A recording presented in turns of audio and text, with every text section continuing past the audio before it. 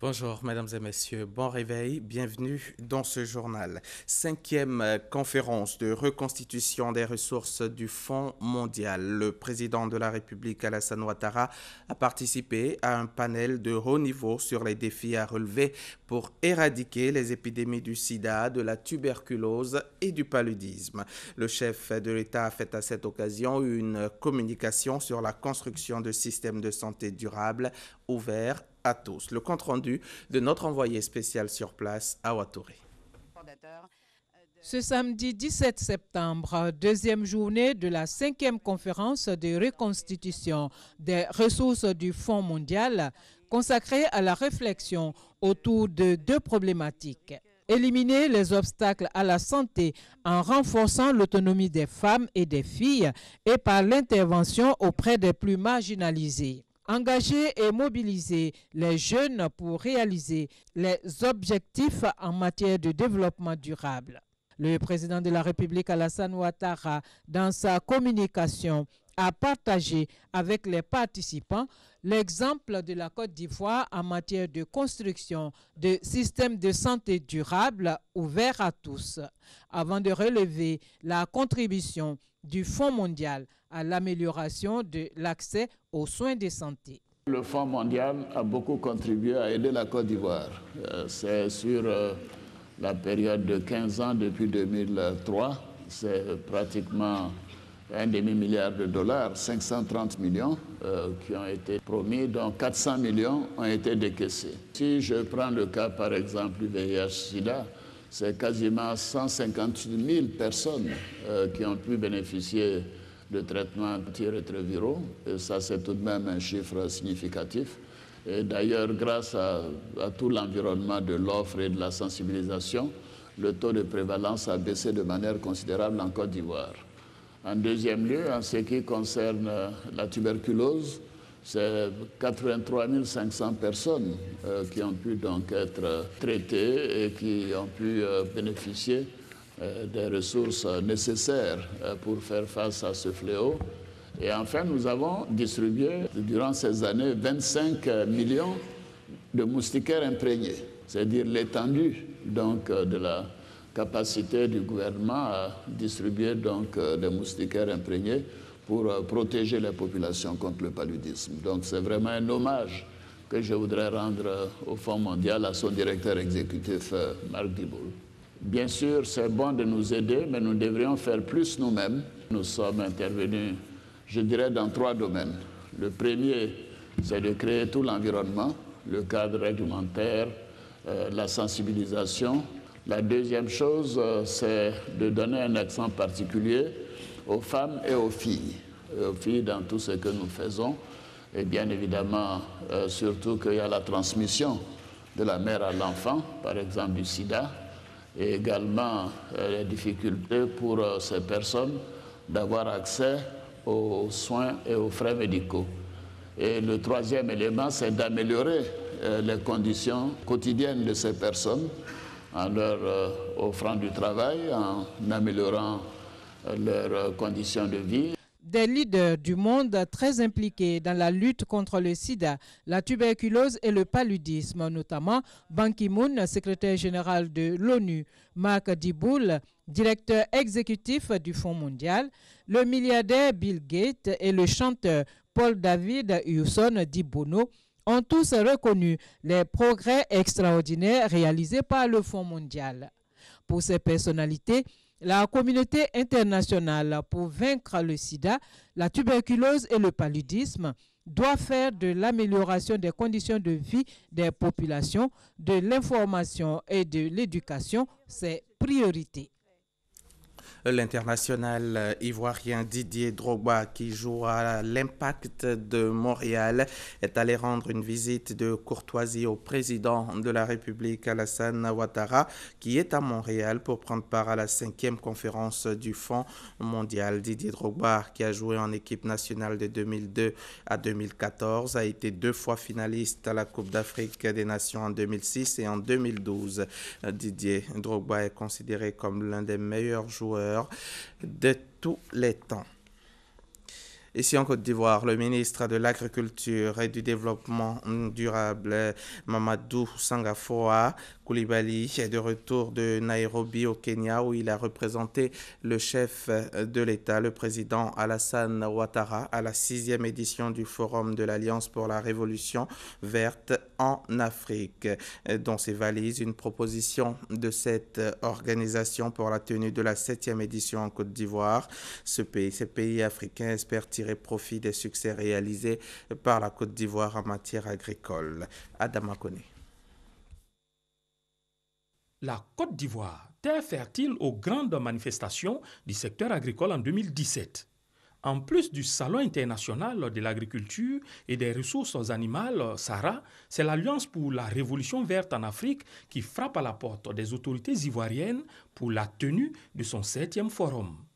Si les participants à la 6e édition tenue au Kenya au début du mois de septembre en ont manifesté l'intention, le ministre de l'Agriculture et du Développement rural, lui, a rassuré sur les potentialités du pays. L'organisation de ce forum en Côte d'Ivoire, selon les experts, va confirmer la position stratégique du pays en tant que hub sous-régional en matière agricole, car les retombées de la croissance agricole impactent l'Ouest africain. La rencontre de Nairobi a aussi permis de dresser le bilan des programmes d'investissement agricole et de confirmer les promesses de financement estimées à 25 000 milliards de francs CFA pour les 5 prochaines années sur le continent africain. En plus des produits pour faire grossir les fesses et les seins, un autre phénomène fait surface chez les femmes. Ce sont des fesses en culotte pour avoir des rondeurs. Il faut juste les mettre, les porter. Et pourquoi des fesses artificielles? Où les trouve-t-on? Les réponses dans ce reportage signé Ami Sissoko. De faux cheveux, de faux ongles, de faux cils, des produits pour se décaper la peau ou pour faire grossir les seins et les fesses. Avec les femmes, les recettes pour séduire, il y en a toujours, comme ce phénomène des fesses artificielles. Une solution plus pratique, plus rapide et moins nocive pour avoir des rondeurs.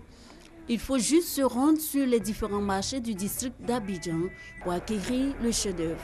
Ça, c'est mieux que les comprimés, parce que les comprimés donnent des insuffisances rénales. On appelle ça bobraba pour augmenter les fesses. Il y a d'autres aussi, il y a bassin et puis il y a des fesses. Donc elles veulent augmenter, elles peuvent acheter aussi. En un clic, il est désormais possible d'avoir des fesses et des bassins bien rebondis et le volume souhaité. Démonstration avec cette vendeuse.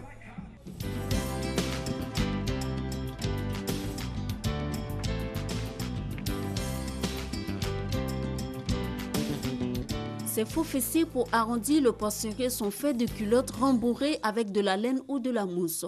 Il y en a de toutes les tailles. Un business juteux. Ça marche très bien.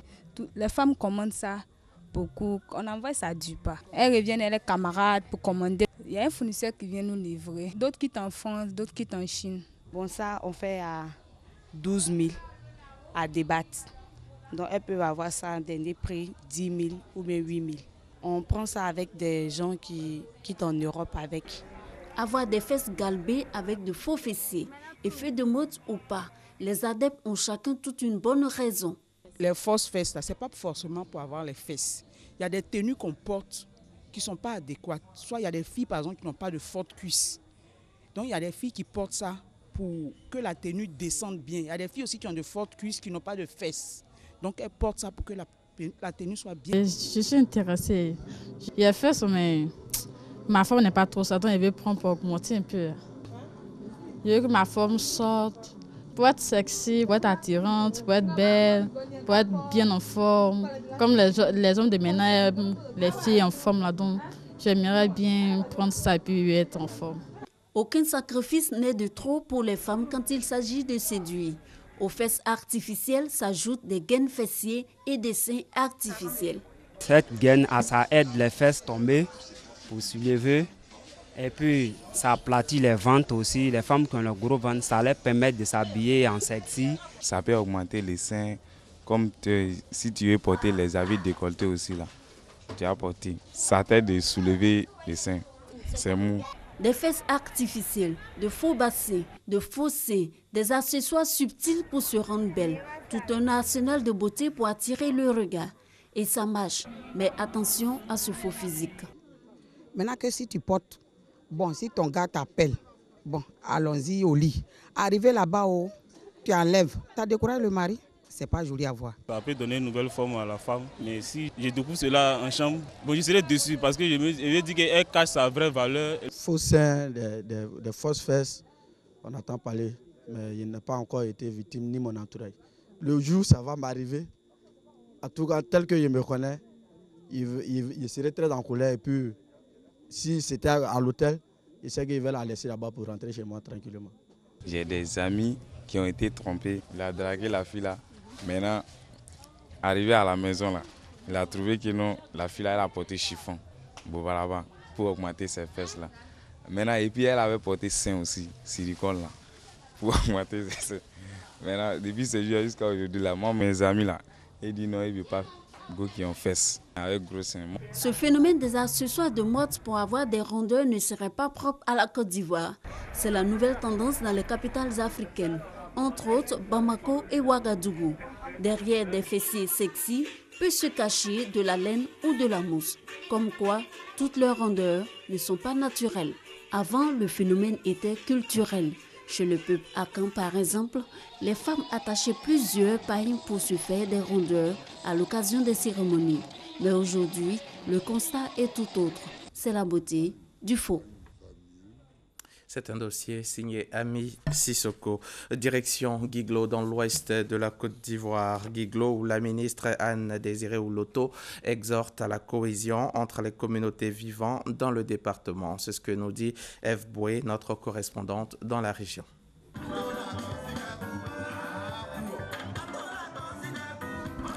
Guiglo, place Félix Houphouët-Boigny. Une ambiance de fête règne. Autorités administratives, invités des marques, élus, cadres et populations diverses. Tous ont communié au son de la musique des artistes invités pour l'occasion. Et l'occasion, c'est l'installation du chef de la communauté Krou résidente dans la région du Cavali. Le décor ainsi planté, les chefs des principales ethnies du groupe Krou sont positionnés. Le promu Seri Hyacinthe fait son entrée. Il est comptable de formation, marié et père de 2 enfants. Il est installé solennellement par la ministre Anne-Désirée Ouloto, présidente de la cérémonie, et le chef de terre de Guiglo. Ensuite, une parade au bras de son épouse avant de recevoir les conseils d'usage du parrain et de la présidente de la cérémonie. Vous devez continuer d'être le promoteur du vivre ensemble. Ce travail, vous devez le continuer et le consolider pour que Guiglo soit la locomotive du vivre ensemble en Côte d'Ivoire. Unité et cohésion sociale des Krou, le chef Seri Hyacinthe ne dit pas autre chose. Mes ambitions, c'est de faire du groupe Krou une unité totale.